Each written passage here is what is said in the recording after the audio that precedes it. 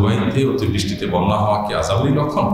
দেখুন, যে কোনো বিপদ আপদকে ইমানদার আল্লাহর পক্ষ থেকে অ্যালার্ম হিসাবে যে আমার কোনো পাপের ফসল, সো আমি একটু সংশোধন হবো, এইভাবে সে দেখবে। কিন্তু এটা নিজের বেলায় করার চেষ্টা করা উচিত। অন্যের বেলায় সবসময় পজিটিভ চিন্তা করা যেতে পারে যে আরেকজনের বিপদ হয়েছে, হয়তো বা আল্লাহ তাআলা তাকে পছন্দ করেন, সেজন্য আল্লাহ কাউকে পছন্দ করে তাকে পরীক্ষা ফেলেন, এই জন্য হয়তো আল্লাহ তাকে পরীক্ষা ফেলেছেন। আবার হয়তো বা তার মর্যাদা আল্লাহ বৃদ্ধি করতে চান। পজিটিভ চিন্তাগুলো আমরা করার চেষ্টা করবো, আর নিজের বেলা চিন্তা করবো নেগেটিভটা, যে হয়তো বা আমার কোনো পাপের কারণে আল্লাহ তাআলা আমাকে শাস্তি দিচ্ছেন অথবা আমাকে ভোগাচ্ছেন। তবে এইটা ঠিক যে এই ধরনের ইস্যুতে যেখানে কোনো পার্সনের সাথে জড়িত না, একটা জাতিগত ব্যাপার, সেই জায়গাগুলোতে আমাদের এই অ্যানালিসিস করার সুযোগ অবশ্যই আছে যে দুবাইতে বিশেষ করে সেখানে রাষ্ট্রীয়ভাবে সেখানকার কর্তৃপক্ষ তারা শিরকে নানাভাবে অ্যাপ্রিসিয়েট করছে খুবই দুর্ভাগ্যজনকভাবে। একটা হলো যে একটা দেশে যারা অন্য ধর্মাবলম্বী তারা তাদের কাজ করবে, সেটার জন্য আমরা বাধা দেব না, সেটা একটা অবস্থান, সেটা ইসলাম অবশ্যই সমর্থন করে। যখন স্বাভাবিক একটা পরিস্থিতি বিরাজ করবে, অন্য কোনো ধর্মের মানুষের কোনো কাজে আমরা বাধা সৃষ্টি করব না। কিন্তু সেই সাথে আমাদের এও মাথায় রাখতে হবে যে যখন জাতীয় পর্যায়ে বা ব্যক্তিগত পর্যায়ে শিরক একজন করছে, তার ধর্মের অংশ হিসেবে তিনি তারটা পালন করছেন, সেটা তার ব্যাপার। কিন্তু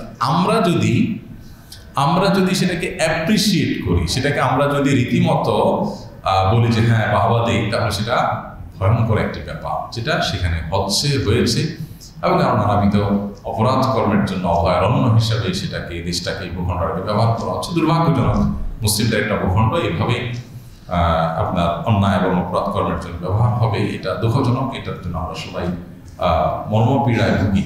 আমরা দোয়া করি আমাদের ভাইদের জন্য, আল্লাহ তাআলা তাদেরকে সংশোধনের তৌফিক দান করুন। তো সেই জন্য সেখানকার অতিবৃষ্টি, সেখানকার ঝড় জলোচ্ছ্বাস, প্লাবন এবং সেখানে জনজীবন বিপর্যস্ত হয়ে যাওয়া, এটা অবশ্যই একটা অ্যালার্ম। পৃথিবীতে মানুষ ভোগ বিলাসের জন্য সেখানে যায়, সেখানেও যে মানুষের সমস্ত সিস্টেমগুলো মুখ থুবড়ে পড়তে পারে, আল্লাহ তাআলা সেটা দেখিয়ে দিলেন মুহূর্তের জন্য। আল্লাহ চাইলে মুহূর্তের মধ্যেই আমাদের সমস্ত দ্বন্দ্ব চূর্ণ করে মাটির সাথে মিশিয়ে দিতে পারেন। আধুনিক যুগের অনেক আবিষ্কার আমাদেরকে অহংকারী করে তোলে, আল্লাহ থেকে বিমুখ করে তোলে। আমরা মনে করি মানুষ এখন কি না পারে, এরকম একটা ভাব চলে আসে।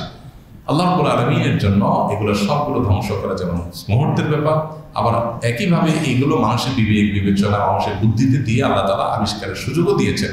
সো কৃতজ্ঞতাটা আল্লাহর আদায় করা উচিত। দিন যত যাবে মানুষ তত বাহ্যিক এই সমস্ত চাকচিক্যের প্রভাবে, এই সমস্ত আবিষ্কারের আপনার এগুলোর প্রতি তারা দুর্বল হয়ে পড়ে বেঈমান হয়ে যাবে, অনেকে আল্লাহকে ভুলে যাবে, আল্লাহর অস্তিত্বকে অস্বীকার করার উপকরণ হয়ে যাবে। এগুলো কিয়ামতের আলামতগুলোর একটি এবং ফিতনা সংকুল সময়ের আলামতগুলোর একটি, যার কারণে এরকম পরিস্থিতি আমরা শিক্ষা গ্রহণ করবো। যে দুবাইয়ের তাদের এত টেকনোলজি, এত উন্নতি, এত ভোগবিলাসের ব্যবস্থাপনা, মুহূর্তের ভিতরে সব মুখ থুবড়ে পড়ে গেছে। বিদ্যুৎ নাই, গ্যাস নাই, পানি নাই, জনজীবন বিপর্যস্ত, মানুষের মানে ভয়াবহ অবস্থা, ময়লার পানি, এর পানি একাকার হয়ে আমাদের দেশের চাইতেও খারাপ অবস্থা। কারণ আমাদের দেশে তো ড্রেন সিস্টেম আছে, বৃষ্টি হয় আমরা সেজন্য সতর্ক থাকি, কারণ বৃষ্টি হয় না ওরা সতর্ক থাকে না। আর আল্লাহ তাআলা হঠাৎ করে দিলেন, যেখানে বৃষ্টি হওয়ার কথা না, সেখানে হয় না, সেখানে আল্লাহ তাআলা এরকম দিলেন। তো আল্লাহ তাআলা যে পারেন সবকিছু, সেটার আর একটা কি পেলাম আমরা, প্রমাণ পেলাম।